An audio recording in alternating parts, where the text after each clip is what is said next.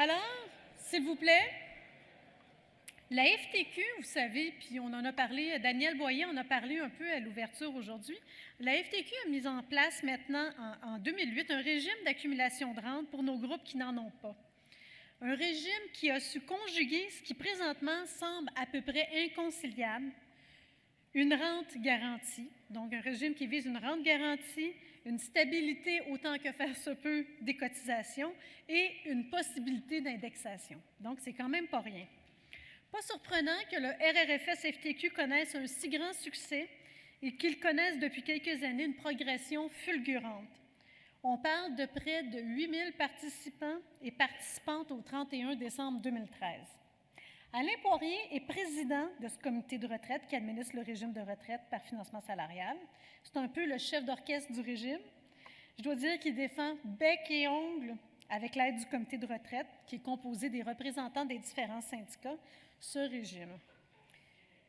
Il nous parlera de comment se porte ce régime de retraite et de ses enjeux dans un contexte où on en a vraiment besoin de ce type de régime-là.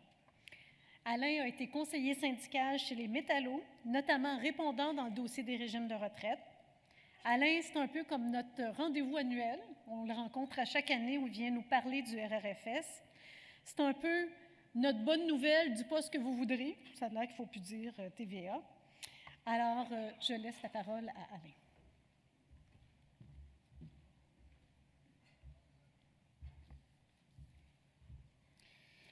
Bonjour. Tout d'abord, merci beaucoup, Marie-Josée, pour cette invitation que tu nous lances à chaque année de venir vous faire une mise à jour du RRFS-FTQ au séminaire. Alors, je vais vous présenter la situation actuelle du RRFS, mais tout d'abord, pour bien écouter la consigne de Marie-Josée, je vais vous expliquer qu'est-ce que l'acronyme RRFS-FTQ. Alors, l'acronyme RRFS-FTQ, c'est tout simplement pour le régime de retraite par financement salarial. Et quant à la FTQ, je n'ai pas besoin de vous l'expliquer, je pense. C'est un régime à prestations déterminées. C'est un régime multi-employeur. Et la rente ne peut jamais être réduite. Une des particularités du régime, c'est que chaque groupe qui fait partie du régime négocie son niveau de rente et le niveau de cotisation en conséquence, ainsi que l'âge de retraite sans réduction, qui peut être entre 60 ans au plus tôt et 65 ans au plus tard. Donc, c'est au choix de chaque groupe de faire cette négociation-là. Les groupes qui choisissent une cotisation en pourcentage, ça entraîne un régime type salaire carrière, c'est-à-dire qu'au cours d'une année, on contribue un certain pourcentage de notre salaire et pour cette même année-là, on a un crédit de rente correspondant à un certain autre pourcentage de notre salaire et les crédits de rente s'accumulent jusqu'à la retraite. Le groupe qui choisit une cotisation forfaitaire, c'est-à-dire tant de cents de l'heure ou encore tant de dollars par semaine, ça entraîne un régime type forfaitaire, c'est-à-dire que c'est un régime qui promet une rente tant par mois multiplié par l'ensemble des années de service. Il n'est pas possible d'avoir un régime type salaire final, tant de pourcents du salaire des 3 meilleures années ou des 5 dernières années dans le RRFS-FTQ. Les deux seuls types de prestations, c'est soit salaire carrière ou prestation forfaitaire. La raison pour laquelle on réussit à négocier le RRFS-FTQ, c'est que la cotisation de l'employeur, elle est fixe, puis elle est négociée avec le syndicat. Il n'y a aucun passif qui est inscrit aux états financiers des entreprises parce que la cotisation de l'employeur, elle est fixe. L'employeur, par contre, ne peut jamais prendre de congé de contribution puisqu'il doit contribuer le montant qui a été négocié avec le syndicat dans la convention collective. Donc, toute la question des congés de contribution, c'est réglé dans ce type de régime-là. La grande particularité de ce régime-là, c'est que le solde du coût courant et du déficit, si jamais il y a un déficit, ce n'est pas à la charge des employeurs, c'est plutôt à la charge des participants actifs, c'est-à-dire ceux qui travaillent. C'est eux qui doivent supporter le risque d'augmentation du coût courant ou de déficit s'il devait y en avoir un. Puisqu'ils supportent ce risque-là, bien, en contrepartie, la question des surplus est réglée dans ce type de régime-là. Tous les surplus appartiennent exclusivement à tous les participants, autant les participants actifs que les participants retraités. Quant à la méthode de financement, pour éviter de tomber en important déficit, bien, la réglementation prévoit que le financement doit inclure non seulement le coût de la rente, mais également l'indexation de la rente durant toute la vie active du participant et durant sa retraite, à raison de l'inflation annuelle, jusqu'à concurrence de 4 par année. C'est un régime qui accumule d'importantes marges qui servent à éviter de tomber en important déficit. Ça accumule d'importantes marges parce que la rente, elle est garantie, mais l'indexation n'est pas garantie. L'indexation, elle sera accordée seulement si le régime est en situation financière qui le permet. Et on ne peut pas accorder aucune amélioration dans ce régime-là si d'abord tous les droits des participants n'ont pas été complètement indexés pour toutes les années antérieures. Donc, la première des choses qu'on doit faire avec l'argent, c'est d'accorder l'indexation qui a été financée par les participants. Cette méthode de financement-là fait en sorte que le RRFS-FTQ ne se retrouvera jamais en situation d'important déficit. Parce que non seulement la rente qui est garantie est financée, mais un montant important supplémentaire est également mis dans le régime pour l'indexation. L'indexation, comme je vous expliquais, elle n'est pas promise, elle n'est accordée que seulement si la situation financière du régime le permet. Maintenant, je vais vous parler de l'évolution de la participation au RRFS-FTQ. Le graphique suivant illustre l'évolution de cette participation-là depuis la création du régime en 2008. Alors, évidemment, en 2008, le 1er juin 2008, quand on a parti le régime, on l'a parti avec seulement 361 participants. Et vous voyez tout au long des années, au 31 décembre de chaque année, le nombre de participants qu'il y avait dans le régime. En 2014, la statistique qui est là, c'est au 31 janvier 2014. Donc, au 31 janvier dernier, on avait 7 897 participants au total dans le régime. Et j'ai reçu en début de semaine les dernières statistiques. Et au 28 février dernier, on était maintenant à 7 915 participants dans le régime. Il y a plusieurs syndicats dont les membres participent dans notre régime. Le tableau qui apparaît maintenant illustre la participation par syndicat. Le syndicat qui a le plus de participants, c'est Unifor, avec 46 groupes, pour un total de 3 545 participants, suivi de l'UAS 800, dont un peu plus de 2 000 participants, ou 1956, c'est-à-dire participants viennent de se joindre à nous depuis le 1er janvier 2014. Ensuite, il y a les métallos, avec 1 458 participants, le SCFP, 776 participants. Je vais passer tout de suite au SEPB avec 141 participants et 6 participants de l'Association des employés de syndicats du Québec.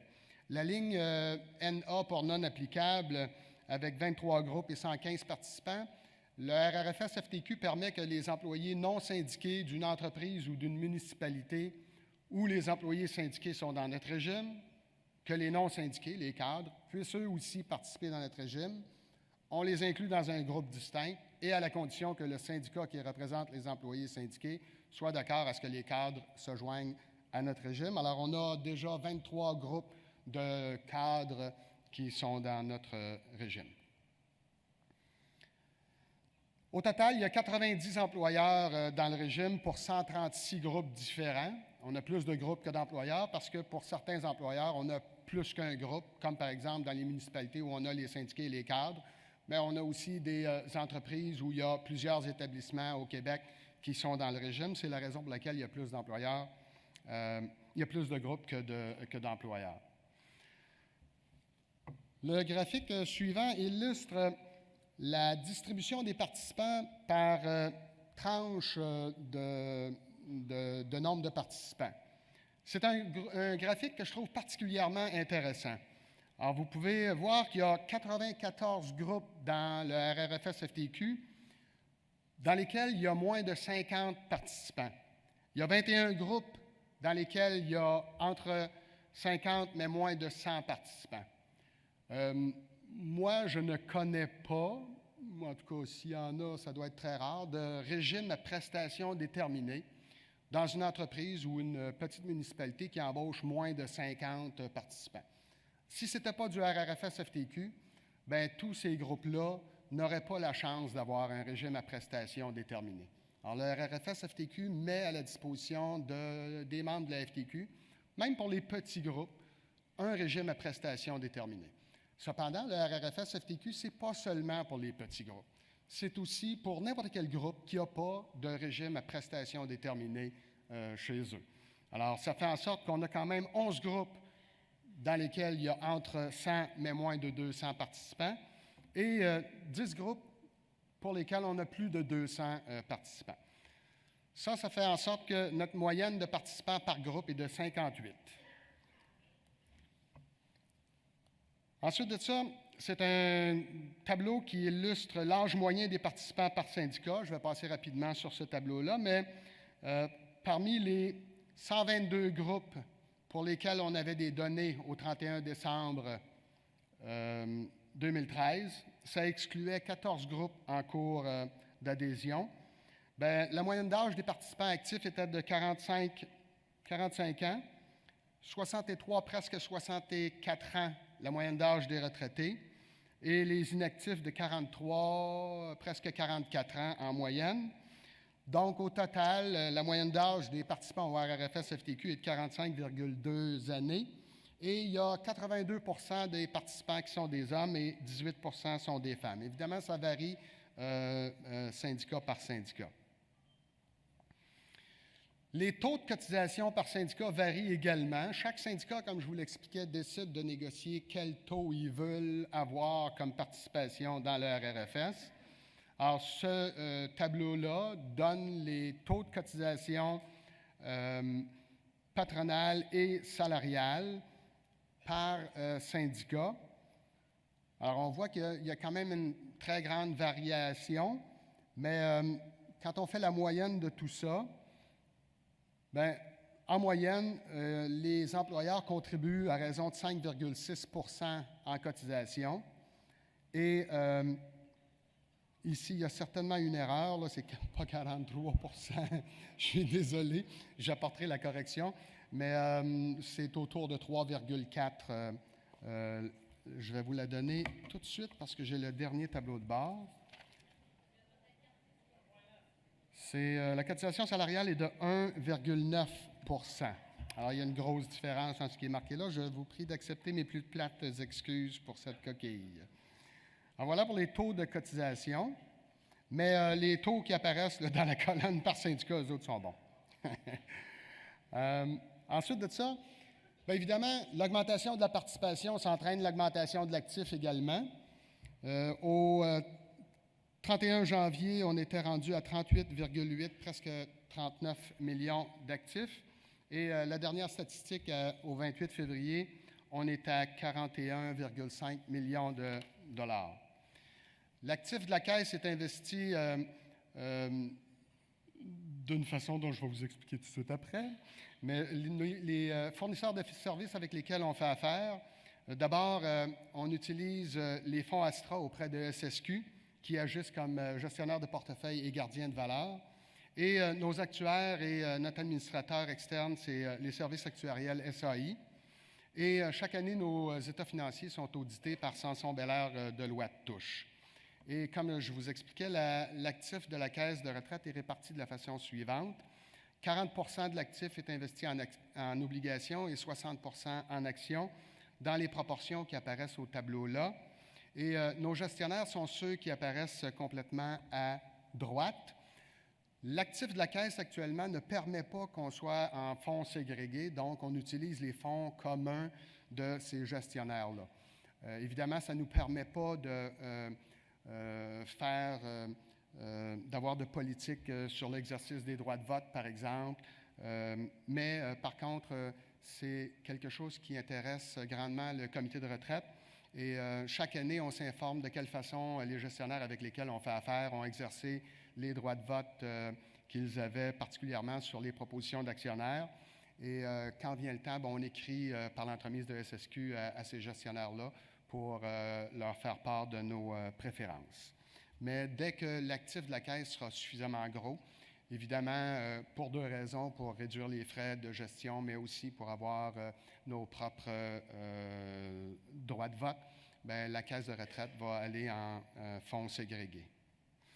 Cette politique de placement-là auprès de ces gestionnaires-là nous a donné au fur et à mesure des années d'excellents rendements. Alors, vous avez ici les rendements annuels du RRFS-FTQ.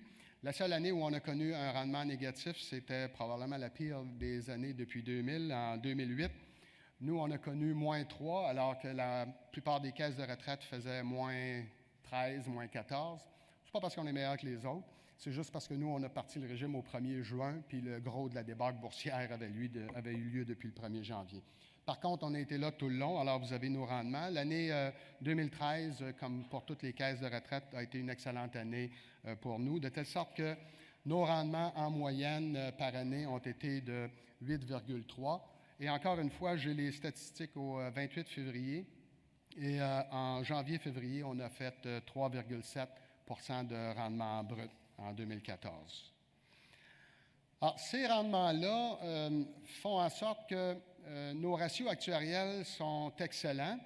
Non seulement les rendements, mais également les méthodes de financement, comme je vous l'indiquais précédemment. On finance la rente plus l'indexation. La rente est garantie, mais l'indexation ne l'est pas.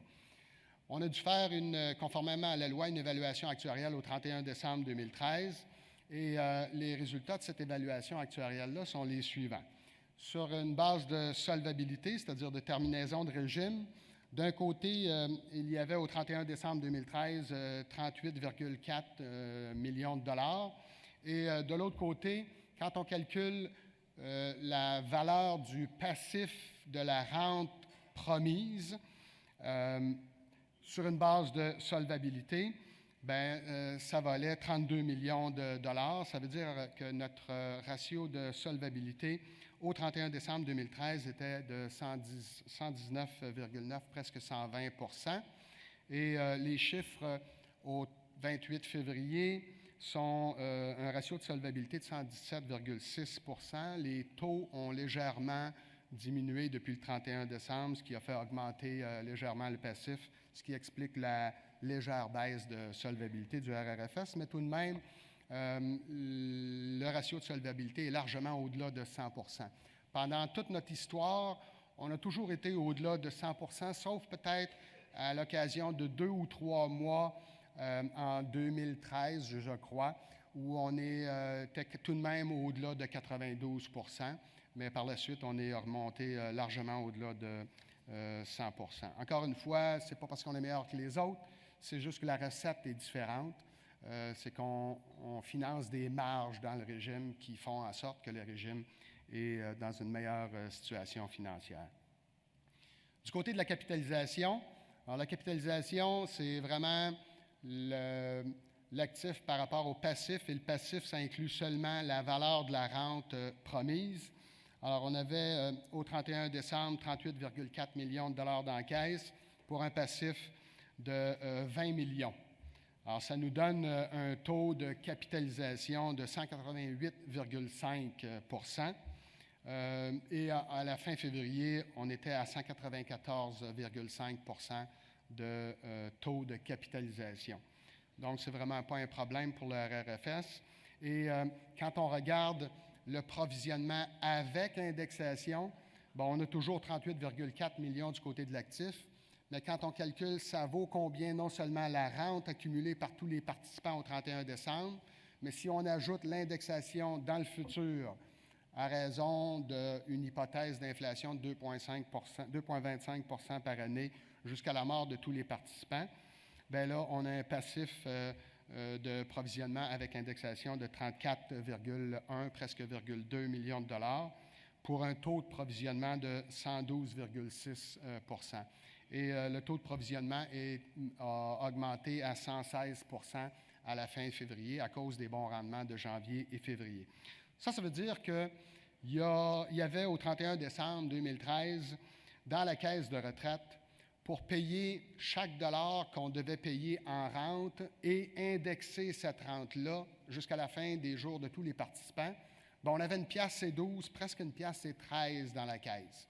On avait donc 13 % de surplus après indexation de tous les participants. Alors, c'est d'excellents ratios et on en est très satisfait, mais encore une fois, le secret n'est pas très compliqué, c'est juste dans la méthode de financement. Si tous les régimes à prestations déterminées étaient financés avec des marges, on aurait des régimes à prestations déterminées qui seraient plus en santé.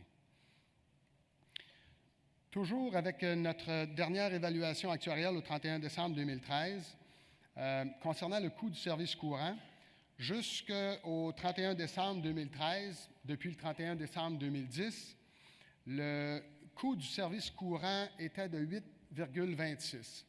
Ça veut dire que pour avoir une formule de rente de 1 % du salaire, ça prenait 8,26 % de cotisation. Ou encore, si on parlait en termes forfaitaires, pour chaque 100 $ de rente annuelle, il fallait 826 $ de cotisation. Par la suite, il suffit de faire une règle de 3 pour obtenir un niveau de rente différent ou un niveau de cotisation différent. Mais ça, c'était les facteurs de rente de base. On a fait une évaluation actuarielle au 31 décembre 2013 et ceux qui ont des régimes à prestations déterminées, vous le savez sans doute, il y a une nouvelle table de mortalité canadienne que les actuaires doivent maintenant appliquer pour la capitalisation, basée non plus sur la mortalité des Américains, comme c'était le cas dans les tables précédentes, mais suite à une étude faite au Canada, basée sur la mortalité des retraités canadiens. Et cette nouvelle table de mortalité-là fait en sorte qu'on observe que les retraités canadiens vivent quelques années de plus en moyenne que les retraités américains.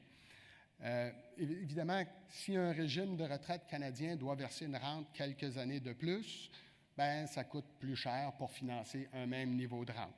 Ça fait en sorte que le facteur de rente du RRFS doit être augmenté et il sera augmenté à partir du 1er juillet 2014 et le nouveau facteur de rente est 9,1 %.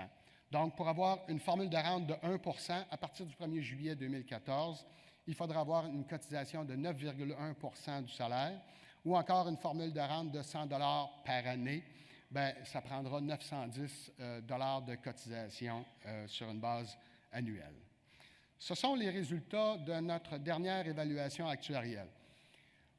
Évidemment, nos ratios actuariels sont excellents. Il y a des surplus dans le régime. Les participants financent non seulement la rente, mais financent également l'indexation.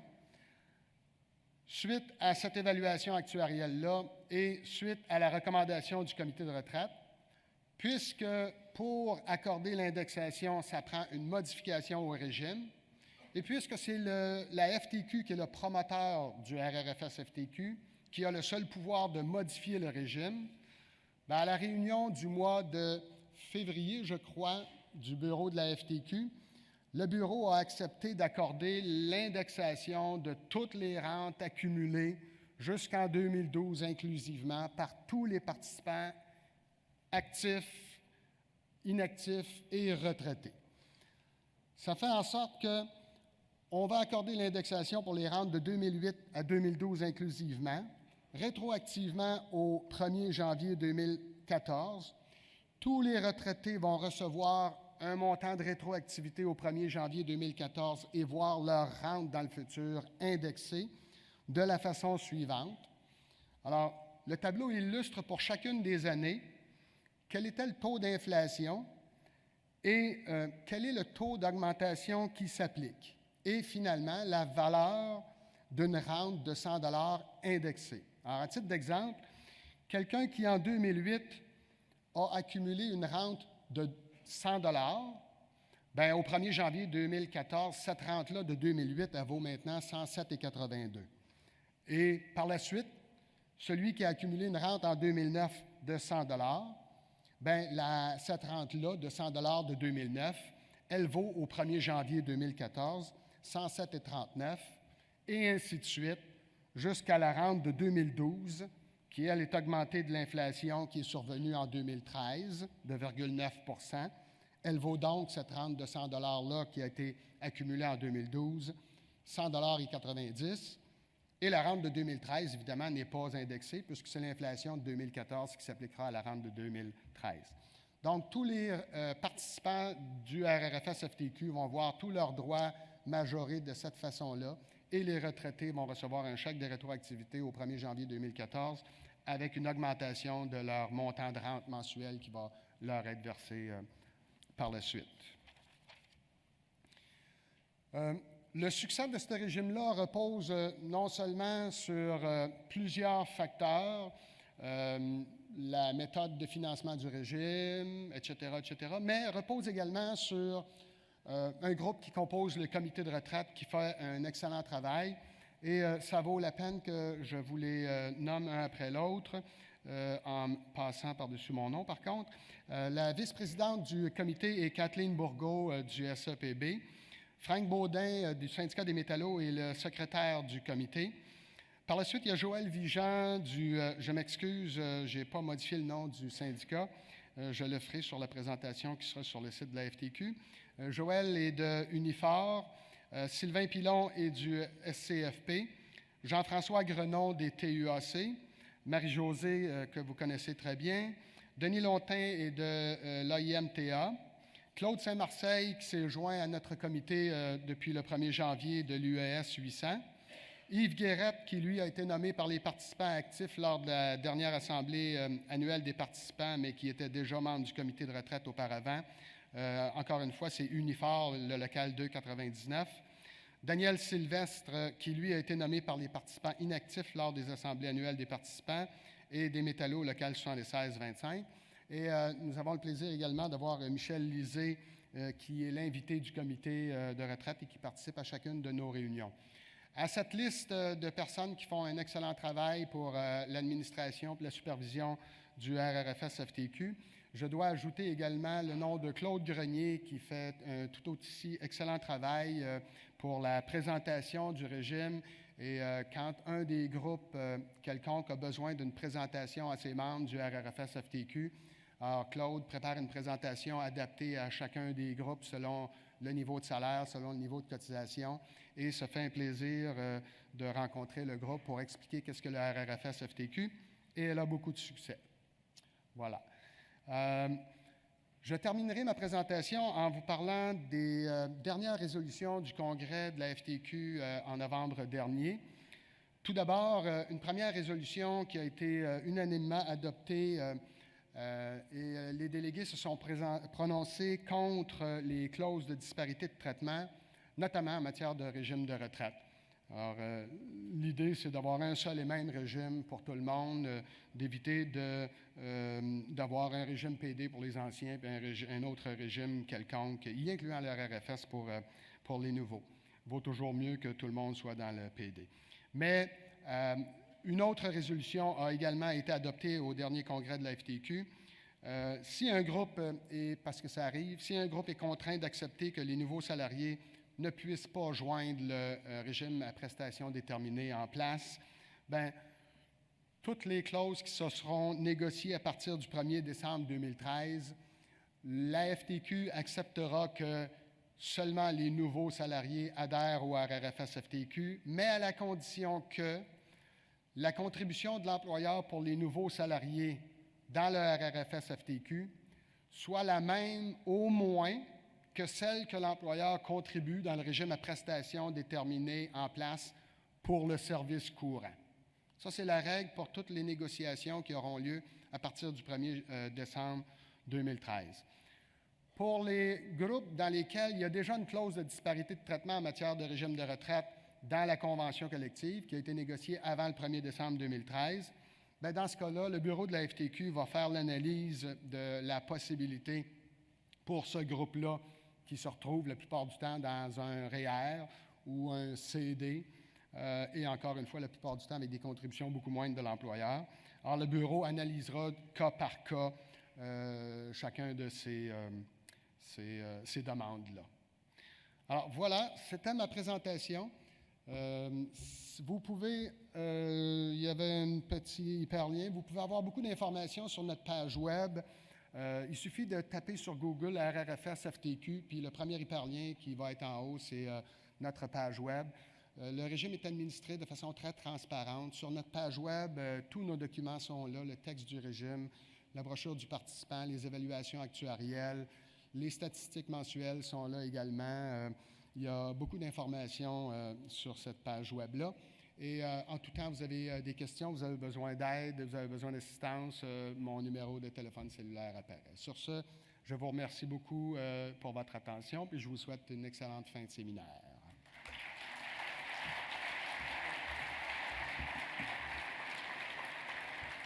Alors, merci beaucoup, Alain, pour cette présentation, pour ces bonnes nouvelles. C'est toujours intéressant d'entendre parler d'une initiative syndicale qui porte, qui est porteuse, qui est prometteuse. Alors, j'espère que Mme la ministre est encore là pour entendre ça. Alors, écoutez, je ne sais pas, est-ce qu'il y a des interventions ou des questions pour Alain? Oui. Moi, je pense qu'on aurait dû, félicitations d'abord Alain, Serge Dupuis, mon nom, de la FTQ Construction, on aurait dû attendre nos invités, leur présenter un régime qui fonctionne, qui est fait pour les travailleurs, par les travailleurs. Ils devraient prendre des leçons de ça, puis au lieu de nous cracher sur le dos, mais ils devraient peut-être regarder qu'est-ce qui se passe avec le milieu syndical et les travailleurs. Alors, on verrait qu'est-ce qu'il y aurait à nous dire là-dessus.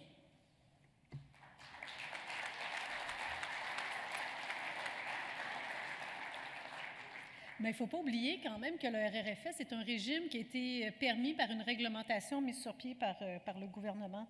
Et le RRFS de la FTQ n'est pas le seul RRFS qui existe. Il existe aussi le RRFS des groupes communautaires et de femmes qui fonctionne tout aussi bien.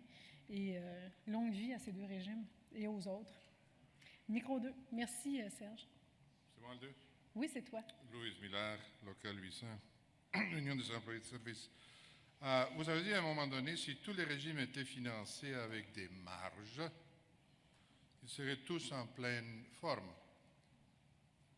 Pour avoir été fiduciaire dans un fonds, pouvez-vous m'expliquer à qu'est-ce que vous faites référence lorsque vous dites la marge? Parce que sinon, tous les fonds y auraient pris votre recette. Oui, M. Miller. Je ne sais pas si j'ai dit en pleine forme, mais peut-être que j'ai dit il sera en meilleure situation. Mais en fait, une marge, ce n'est pas très compliqué. En vertu de la loi sur les régimes complémentaires de retraite, les dispositions de la loi prévoient que le régime doit être financé à un strict minimum. Alors, c'est le coût du service courant selon des hypothèses qui sont choisies par l'actuaire, avec une marge d'écart défavorable qui est décidée par le comité de retraite. Et dans le secteur privé, les régimes de retraite, la politique de financement a plutôt été dictée par les vice-présidents aux finances des entreprises. Et pour eux, la priorité, c'était certainement pas la santé financière du régime de retraite, mais plutôt la santé financière de l'entreprise. Et le régime de retraite, c'était vu comme un coût. Donc, eux, ils mettaient le strict minimum prévu dans le régime de retraite, pas une scène de plus. Aussitôt qu'il se dégageait des surplus, bien, on se dépêche à brûler les surplus, on en profite, on prend des congés de contribution.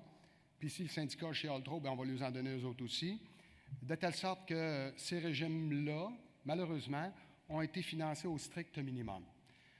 Or, une marge, c'est tout simplement un montant supplémentaire qu'on verse dans le régime, pour une raison ou pour une autre, soit pour une indexation conditionnelle ou d'autres prestations accessoires conditionnelles, mais c'est un montant supplémentaire qu'on verse dans le régime en cotisation, pour lequel on ne promet pas un bénéfice, mais que pour la plupart du temps, on dit « elle va nous servir, cette marge-là, de coussin, si jamais il y a des périodes difficiles, pour éviter de tomber en important déficit, mais quand il y aura suffisamment de surplus, on ne les brûlera pas tous les surplus, mais on va en prendre une petite partie pour accorder le bénéfice supplémentaire qui était conditionnel. » Je ne sais pas si mon explication est suffisamment claire, mais essentiellement, une marge, c'est ça. C'est qu'on met un petit peu plus d'argent dans le régime que le strict minimum. qui est prévu par la loi.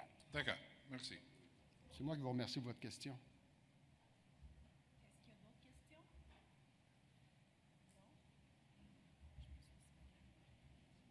Merci. Merci encore, Alain.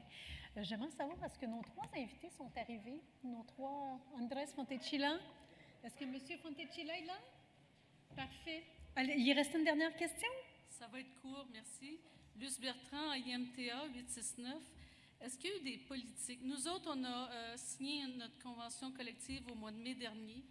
La première offre, ça a été un RRFS, puis on avait déjà un régime de retraite à prestations déterminées qui est modeste, mais correct. La première offre, notre régime de retraite a été tassé. On nous a offert un RRFS, on fermait notre régime de retraite, on gardait ce qu'on avait déjà accumulé, puis là, on commençait tous ensemble sur un beau RRFS, qui était beaucoup moins avantageux que notre régime de retraite précédent. On a eu l'impression de s'être fait passer un sapin, on a l'impression que notre agent d'affaires ne travaillait pas pour nous autres. On a vraiment été très inconfortable avec ça, puis maintenant, chez Rolls-Royce, au 869, tu prononces le mot RRFS, puis c'est pas très bien vu. Et pourtant, j'ai une très bonne opinion du RRFS, mais pas pour des gens qui ont déjà un bon régime de retraite. Est-ce que vous avez eu une campagne ou est-ce que... Nous autres, on a eu l'impression que ça a été poussé dans notre gorge pas mal. Merci. Bien, écoutez, moi, je n'interviendrai absolument pas sur votre négociation, sur les choix que vous avez faits, mais tout ce que je peux vous dire, c'est que la position de la FTQ est très, très claire et il n'y a jamais eu d'ambiguïté là-dessus. La première chose, c'est qu'il faut conserver le régime à prestations déterminées en place, puis le conserver pour tout le monde, puis il faut se battre pour le préserver. Et ça, c'est la position de la FTQ, puis ça a toujours été celle-là à ma connaissance. Je ne sais pas qu'est-ce que je pourrais répondre d'autre à votre question, là, mais un régime à prestations déterminées auprès d'un employeur, toute chose étant égale par ailleurs, est bien meilleur que n'importe quel autre régime, y incluant le RRFS-FTQ. Parce que la différence, c'est que dans un régime à prestations déterminées fourni par un employeur, c'est l'employeur qui assume tout le risque déficit. Bon, il y en a qui diront à un instant, c'est pas si vrai que ça, puis, mais peu importe, là, juridiquement parlant, quand il y a un déficit, c'est l'employeur qui doit augmenter ses cotisations. Alors, pour cette raison-là, il vaut toujours mieux garder le régime à prestations déterminées en place. Puis quand on n'en a pas de régime à prestations déterminées, il vaut toujours mieux négocier un régime à prestations déterminées auprès d'un employeur. Le RRFS a été mis sur pied par la FTQ pour donner un régime à prestations déterminées à ceux qui n'en ont pas. La position de la FTQ jusqu'au mois de novembre dernier, ça a été toujours de dire on n'acceptera pas que le RRFS soit offert aux nouveaux employés seulement, pour aucune considération. Et la position de la FTQ a été modifiée de la façon dont je vous l'ai expliqué dans ma présentation, suite au dernier congrès de la FTQ, à la suite d'un débat qui a été bien mené avec des pour et des contre. C'est le mieux que je peux faire. Quant à la question que vous posiez concernant votre syndicat, bien, moi, je vous recommanderais d'aller voir votre représentant syndical qui pourrait répondre à certaines de vos questions.